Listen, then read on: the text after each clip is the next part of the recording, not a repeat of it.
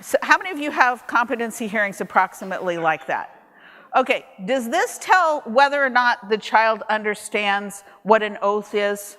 No. The only thing this tells you is that a child has learned his colors and can tell the difference between red and blue. Okay, and typically what happens is the defense attorney just sits there or, at least tries to make the child a little happy, at the end of the and says, so what's your favorite subject at school, Terry? Oh, coloring, awesome. That's why you know blue and red and green. I'm so proud of you. Okay, this is not useful. So I would suggest to you that the competency hearing since the Crawford case is now the most important part of your trial on child sex abuse cases, and that the inquiry needs to change from truth and lie to fantasy and reality. Because what is really important for the judge to understand before he or she allows the child to testify, and what the jury needs to understand before they make a determination about whether or not to believe the child, is to determine whether the child, not whether the child knows her colors or his colors, but whether or not the child has learned a story that's not true, and whether or not the child knows whether the stories that he or she has learned have any basis in reality. Okay, so how do you do that? And why do you do it? Let's talk first about why you do it. One, in a competency hearing, that's an opportunity. You may not have had the opportunity to see the child before. If you can, that's awesome. If you can't, it will give you an opportunity to meet the child, and it's a free test for you. The jury is not there. You can see whether or not the child is going to answer the prosecutor's questions. Sometimes you just get lucky, and the child clams up and won't answer the prosecutor either. But you want to be one of the adults that the child comes to trust and comes to like. And if you win the competency hearing, you win. If you lose the competency hearing, you have another shot at trial, and you are better. Okay? So the manner of questioning. Have props, okay? How many of you know where your local teacher store, parent-teacher store is? Okay, you want to find that. They have amazing things. You can also find them at Staples, I spend a lot of time at the dollar store. I'll confess. And the reason is because sometimes you want to give the props away to the children, and if you've only spent $1 for the markers, it's better than if you've bought them and have to spend $10. But what you can find, if you can go to the preschool and get the same ones that the preschool has, it's awesome.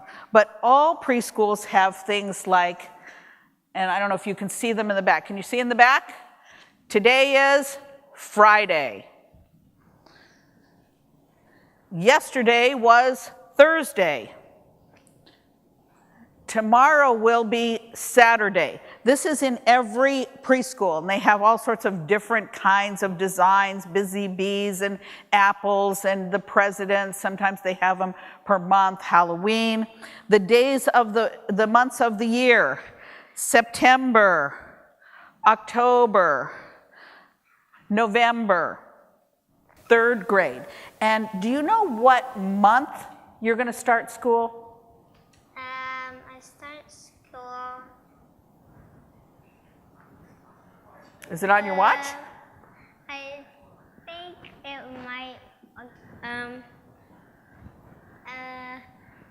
might be in a month. In a month. Do you think it might be in September? Can you read this? September. September. Do you think it might be in September? Yeah. Okay. Okay. And there's some months between September and your birthday. Do you know what those might be? September, my birthday. Do you know when, let's see, let me ask you a hard one. Do you remember what you dressed up like last year for Halloween? Yes. What were you? Donald Trump. Donald Trump! Awesome! All right. I hope your mom has a picture and we're going to put it up on the big board. Okay. So, and do you remember what you did for Thanksgiving last year? What do you eat on Thanksgiving? Huh? What do you eat on Thanksgiving? We eat special dinners, turkey. A special dinner with turkey. So, can you help me out? This would be Halloween, right? Yeah. And this would be Thanksgiving, Yeah. right? Which comes first, Halloween or Thanksgiving? Can you show me?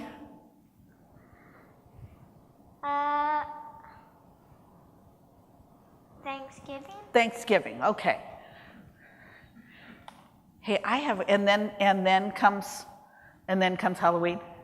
I have a question for you. Do you like stickers? Yes. You do. I heard that you like stickers with automobiles on them. Have you ever seen one like this with eyes that move? No. I'm going to give you a sticker because you did such a good job. Thank you. You're welcome, and you're so polite. Okay, so the next thing I want to talk about is, now remember, you have to tell the truth, right? You promise? So can you tell the people out here who brings presents on Christmas? Santa. Santa. Do you remember what he brought last year? He brought me this watch. Oh, that's an awesome watch. Let me ask you this. Is it the truth or is it a lie that Santa brings presents on Christmas?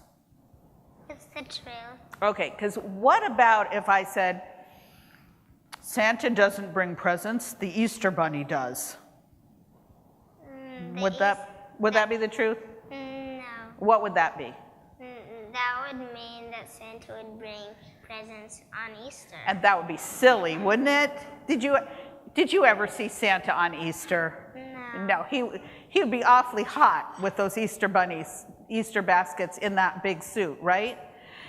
You know, I'm going to give you a test to see if you know a lot about Santa.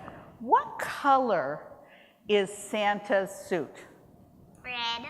Red, excellent. Oh, I think you deserve another. I think this is a big bus. Where should we put that one? Ow. How about on your leg? Okay. Not on your sore leg that you got hurt, but on your other one. Okay, so you know that it's true that it's the Easter Bunny, right? Not Santa, okay?